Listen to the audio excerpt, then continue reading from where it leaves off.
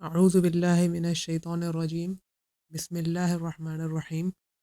عماد نے غیلان سے، انہوں نے عبداللہ بن معبد زمانی سے، اور انہوں نے حضرت ابو قتادہ رضی اللہ تعالی عنہ سے روایت کی کہ ایک آدمی رسول اللہ صلی اللہ علیہ وسلم کی خدمت میں حاضر ہوا اور پوچھا، آپ کس طرح روزے رکھتے ہیں؟ اس کی بات سے رسول اللہ صلی اللہ علیہ وسلم غصے میں آ گئے۔ جب حضرت عمر رضی اللہ تعالی عنہ نے آپ صلی اللہ علیہ وسلم کا غصہ دیکھا تو کہنے لگے، ہم اللہ کے رب ہونے، اسلام کے دین ہونے اور محمد صلی اللہ علیہ وسلم کے رسول ہونے پر راضی ہیں۔ ہم اللہ کے غصے سے اور اس کے رسول صلی اللہ علیہ وسلم کے غصے سے اللہ کی پناہ میں آتے ہیں۔ حضرت عمر رضی اللہ تعالی عنہ بار بار ان کلمات کو دہرانے لگے، حتیٰ کہ رسول اللہ صلی اللہ علیہ وسلم کا غصہ ٹھنڈا ہو گیا۔ تو حضرت عمر رضی اللہ تعالی عنہ نے کہا، اللہ کے رسول صلی اللہ علیہ وسلم، اس شخص کا کیا حکم ہے جو سال بھر مسلسل روزہ رکھتا ہے؟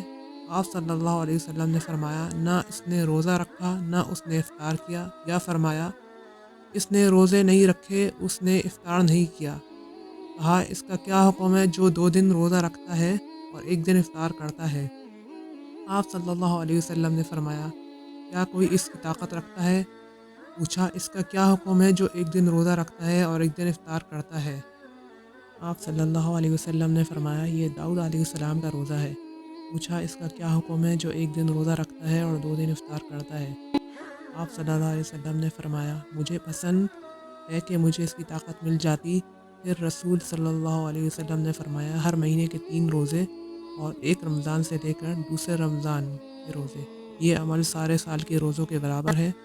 اور عرفے کے دن کا روزہ میں اللہ سے امید رکھتا ہوں کہ پچھلے سال کے گناہوں کا کفارہ بن جائے گا اور اگلے سال کے گناہوں کا بھی۔ اور یوم عاشورہ کا روزہ میں اللہ سے امید رکھتا ہوں کہ پچھلے سال کے گناہوں کا کفارہ بن جائے گا۔ اللہ تعالیٰ ہم سب کو اس پر عمل کرنے کی توفیق عطا فرمائے، آمین۔